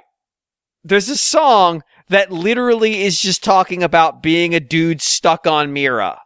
And it's not symbolic. It is explicit. We are stuck on a different planet. He's not talking about a symbolic, metaphorical planet. They explicitly describe fighting and dying on Mira. This song is about a couple breaking up. I'm going to read you a less literal accompaniment for fighting whatever kind of monster from the depths that you're dealing with. Like, this song was definitely written for something else, and Sawano's like, aha! Pull that one out. I'm done. Like, the lyrics to the song are actually insane for what is happening while you're fighting. It's